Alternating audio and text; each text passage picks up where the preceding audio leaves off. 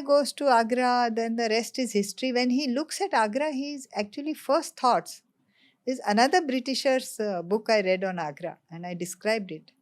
And this is my instinct. The Agra is just that the inner city is very beautiful, just like all the Indian cities. The downtown is beautiful, the rest is military camp, and there is no wall.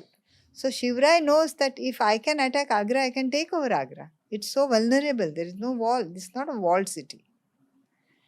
So anyway, he goes to Agra, and then the famous episode, that they meet only for few minutes. That Ram Singh, Mirza Raja's son, is supposed to come and greet him. He doesn't arrive.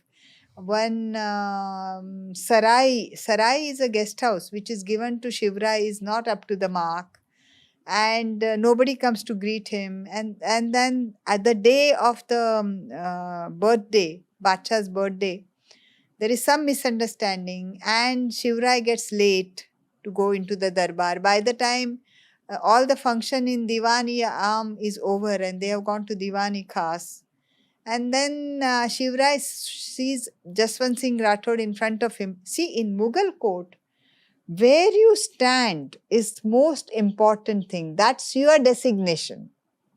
How much respect the emperor has for you depends on where you are made to stand. Nobody sits in the Mughal court. Even the priests stand. So everybody stands, and the women are behind the curtain, and where you stand is of the most important thing.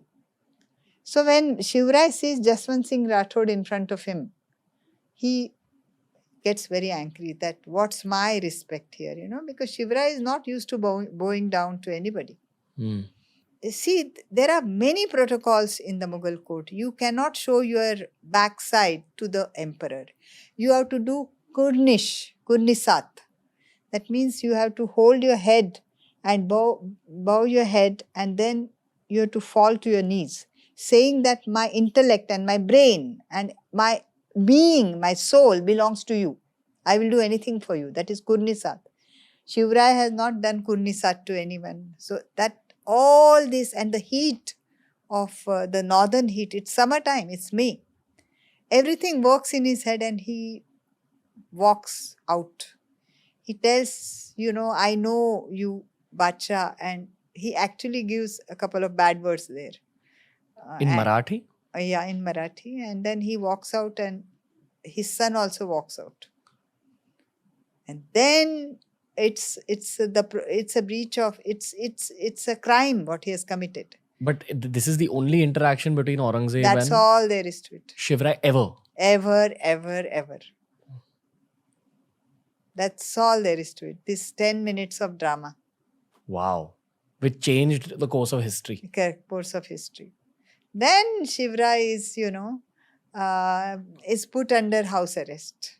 That he has insulted Badshah. Many people come and tell Badshah that you kill him. Yeah, why didn't Badshah kill him?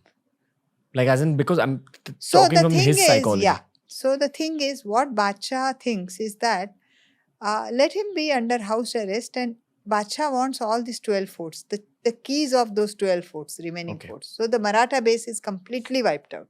And also Mirza Raja Jai Singh has taken an oath that you will be safe there. And his son Ram Singh is also, Mirza's son Ram Singh works as a Agra fort administrator. God. So there is a pressure from Rajputs that not to kill him. You see? I think it's very important to dial back to the first episode we did about Aurangzeb being a great warrior, great politician, a great geopolitical leader. Yes. He would have also done his calculations and therefore not killed Shivrai at this point. Yes. Which was a mistake probably. Which later on he regrets while dying. It's a big mistake. Like he feels like he should have killed him at this. Wow. But then, the escape, what I want to end this episode with, because the thing is, we think that he ran away into sitting into a sweetmeat box. It's not like that.